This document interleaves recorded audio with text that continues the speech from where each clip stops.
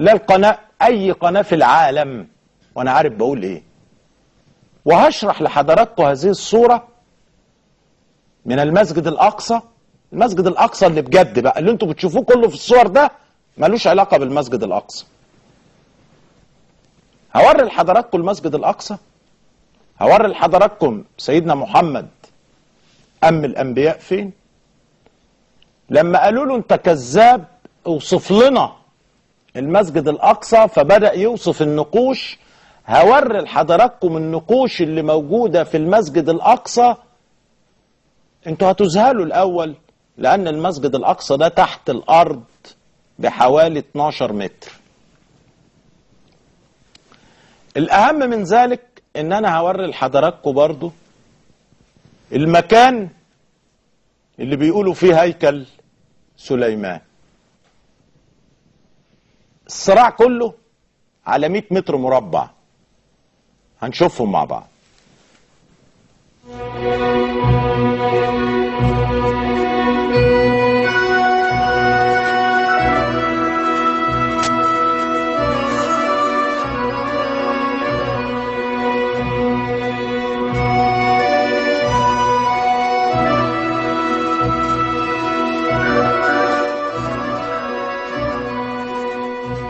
اللي احنا شايفينه ده كان باب الاسباط.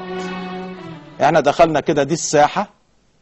القبة السوداء اللي في الوش دي اللي داخله عليها الكاميرا، هو ده الدور الثاني من المسجد الاقصى اللي هو على وش الارض، اللي بناه الوليد بن عبد الملك والسلطان اهون، السلطان العادل الوليد بن عبد الملك. ده اللي فوق اللي الناس بتصلي فيه. المسجد الاقصى اهو بقى اللي تحت الارض ده اهو، ده المدخل بتاعه. الباب هيتفتح، فتحنا الباب، هو ده المسجد الأقصى زي ما حضراتكم شايفين. ده تحت الأرض بحوالي 12 متر. نظام أنابيب، أنبوبة دائرية اهي، ده جدرانه. قال له بقى لحضراتكم، والتوسعات دي عملها عمر بن الخطاب. يعني ده كله ده اللي بنيه الفاروق عمر بن الخطاب.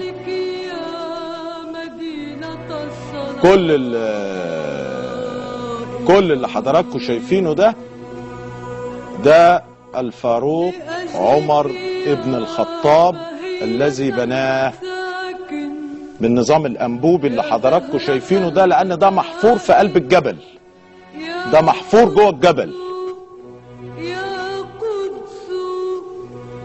ده جوه الجبل. ده السقف زي ما حضراتكم شايفينه، الأنبوبة اللي حضراتكم شفتوها.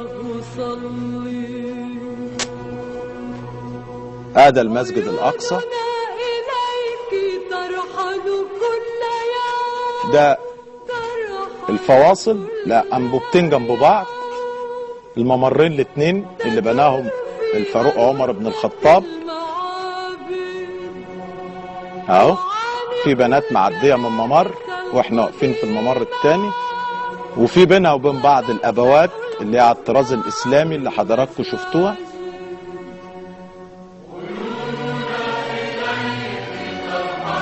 العواميد اللي حضراتكم شايفينها دي بتحمل المسجد الاقصى اللي فوق اللي بناه، المسجد اللي بناه الوليد بن عبد الملك، هو ده المسجد الاقصى. هي دي النقوش بقى بتاعت العواميد دي في قلب الجبل اهو. شايفين بقى حضراتكم عشان عدم الترميم وعايزينه يقع، شايفين حضراتكم كل ده تحت الارض بعمق 12 متر. ده عمود من العهد السابق للإسلام، شايفينه حضراتكم. المنطقة دي اسمها حجر سليمان، المنطقة اللي حضراتكم شايفينها دي حجر سليمان. ده الجبل، ده العمود ده في قلب الجبل وكان هيقع، فعاملين له الصلبة اللي حضراتكم شايفينها دي من الخرسانة اهو، صلب الخرسانة، دعائم اللي شايلة الحوامل التي تحمل المسجد الأقصى اللي فوق، اللي بناه الوليد ابن عبد الملك، وليد بن مروان بن عبد الملك. اللي حضراتكم شايفينه ده بقى هي دي الصراع على الحتة دي. رجعنا تاني للعمود، هتيجي الصورة تاني، عمود اللي كان هيقع والمعمول له صلبة.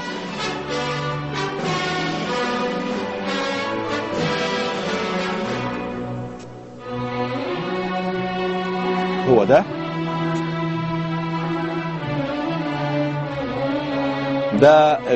تحت الإشراف الأردني.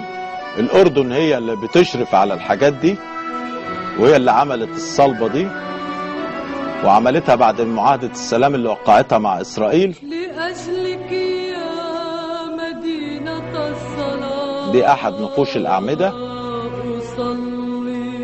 كل ده في منطقة اسمها حجر سليمان، اللي هي أول شيء في المسجد الأقصى. هو ده المسجد الأقصى، ده المسجد الأقصى الذي لم يراه أحد، ولم تذيعوا قناة ولم تصوروا قناة من قبل. ده حجر سليمان بقى. هذه هي القبلة التي أم فيها النبي الأنبياء قبل الصعود إلى سدرة المنتهى.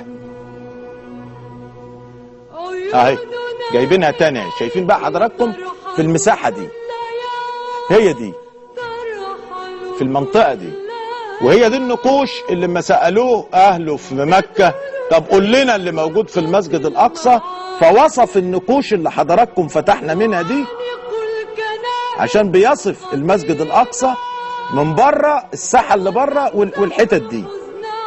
الساحة اللي بره دي كانت قدام الجبل اهي. تاريخ الحتت السوداء دي بتقول تاريخ قديم جدا، حيطان جبلية في بطن الجبل.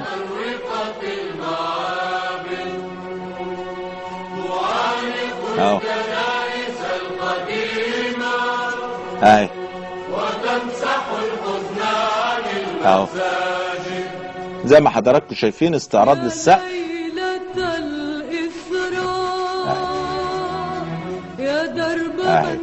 اهو ده، دي اسمه حجر سليمان. اهو هو ده صلى النبي امام في المساحه دي، وكان واقف ورا منه الانبياء في العرض والطول اللي حضراتكم شفتوه ده. احنا هندخل هنا بقى جوه الباب اللي احنا شفناه. دي مغاره اهي، دي بقى المغاره اللي موجوده، اللي بيقولوا الهيكل موجود هنا. هم بيقولوا الهيكل تحت دي، طبعا لا في هيكل ولا في حاجه خالص موجوده اهي. احنا بذلنا المستحيل على ما صورنا دي. ده اهو هي دي المنطقه دي اللي هي الاوضه اللي جنب دي. هم بقول لك بقى ده الهيكل تحت دي، الحته اللي حضراتكم شفتوها قال لك الهيكل تحت دي. ده بقى حضراتكم ما زال المسجد الاقصى اهو. ده كل دي التوسعات اللي بناها سيدنا عمر بن الخطاب. انما الحته اللي حضراتكم شفتوها دي في الاول اللي هي فيها المغاره، واللي انا قلت النبي عليه الصلاه والسلام صلى اماما للانبياء، كان هي دي اساس المسجد. دي اسمها الساحه المروانيه، دي جنب المسجد الاقصى اللي حضراتكم شفتوه. بناها مروان بن عبد الملك، بنى الساحه المروانيه. كل ده ما بتذاعش ولا اتشاف قبل كده، لأنه ده تم إعادة افتتاحه بعد ما الأردن وقعت اتفاقية السلام مع إسرائيل، لأن ده وقع تحت الإشراف الأردني. دي ساحة المروانية اللي كان بنيها مروان بن عبد